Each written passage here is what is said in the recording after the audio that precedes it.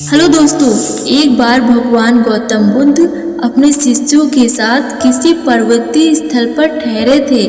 शाम के समय वह अपने एक शिष्य के साथ भ्रमण के लिए निकले। दोनों प्रकृति के मोहक दृश्य का आनंद ले रहे थे। विशाल और मजबूत चट्टान को देख एक शिष्य के भीतर उत्सुकता जागी। उसने पूछा कि इन चट्टानों में तो किसी का शासन नहीं होगा, क्योंकि ये अचल और अविचल और कठोर है। शिष्य की बात सुनकर महात्मा बुद्ध बोले कि नहीं, इन शक्तिशाली चट्टानों पर भी किसी का शासन है।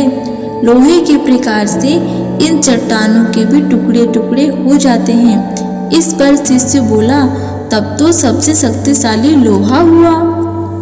महात्मा बुद्ध मुस्कुराए और बोले, नहीं, अग्नि अपने ताप से लोहे का रूप परिवर्तित कर सकती है।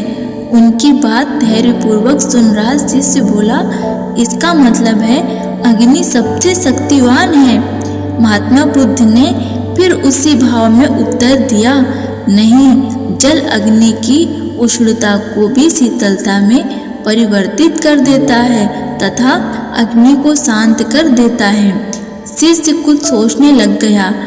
महात्मा बुद्ध समझ गए थे कि उसकी जिज्ञासा अब भी शांत नहीं हुई है। शिष्य ने फिर सवाल किया, आखिर जल पर किसका शासन है?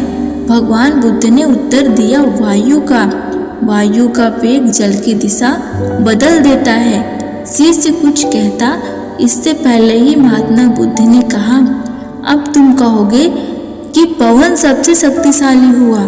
नहीं, पवन सबसे शक्तिशाली नहीं है। सबसे शक्तिशाली है मनुष्य की संकल्प शक्ति, क्योंकि इसी से पृथ्वी, वायु, अग्नि इत्यादि को नियंत्रित किया जा सकता है। जीवन में कोई भी महत्वपूर्ण कार्य संकल्प शक्ति के बगैर असंभव है। इसलिए अपने भीतर संकल्प शक्ति का विकास करो।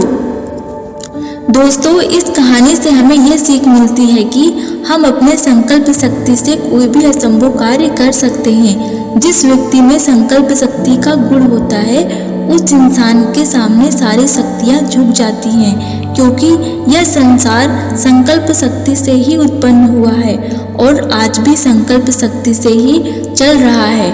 नमस्कार दोस्तों।